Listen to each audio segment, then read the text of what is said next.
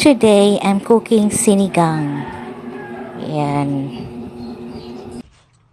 Hiwain na natin to ng maliliit.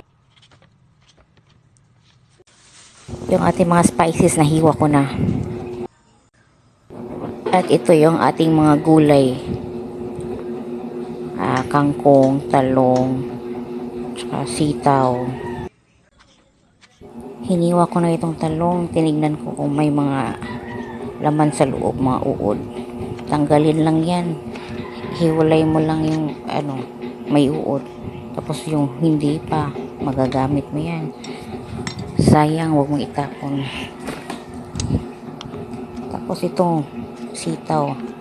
Yan, hiniwa ko na rin yan. Na-prepare ko na lahat yung mga gulay.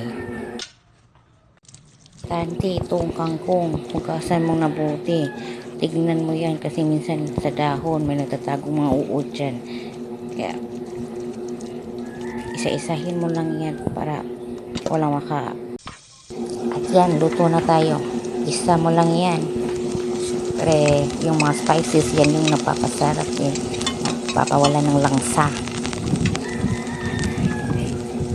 Tustahin mo lang yan hanggang sa lumabas yung aroma ng spices. Parang golden brown. Tsaka parang natusta-tusta na siya. Tsaka mo ilagay yung karneng baboy.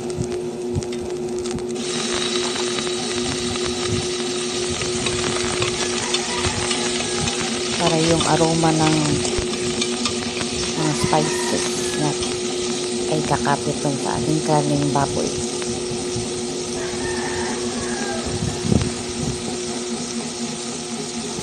Halo-haluin mo lang. Huwag mo lang din sunugin. Tapos yan, lagay mo na yung ating karne. Yan. Tustahin mo muna. Kaya lumabas yung mantika para masalong malinam na mga ating sinigang. Pagkatapos yan, parang medyo mag golden brown na yan, lagyan mo ng tubig. Saka ka maglagay ng tubig. Gusto ko malambot siya, kaya nilagay ko pakuluan lang muna natin yan, palambutin natin. At kumukulo na ito kanina, malambot-lambot na itong ating karne. Maglagay na tayo dito ng sitaw. Tapos itong tangkay ng kangkong. Kasi matagal yan. Matigas yan eh. Matagal maluto. Kaya ilagay natin itong talong. Tapos pakuluan mo lang. Malambot-lambutin lang natin ito ng konti. Saka natin ilagay yung dahon. Yung malapit na siyang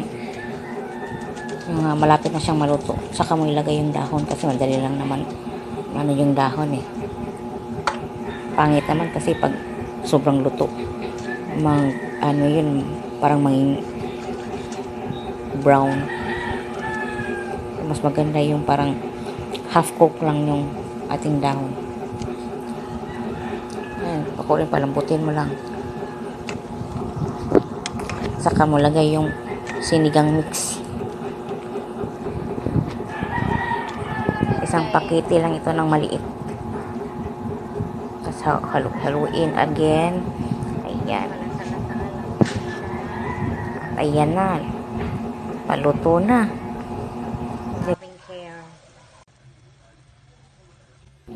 Pwede na natin itong ilagay ng ating dahon. Ayan. Tsaka pakuluan lang ng konti. Tapos ayun na, luto na. Pwede nang kainin. Pwede na tayong kumain ito. Ready to serve na. Sarap.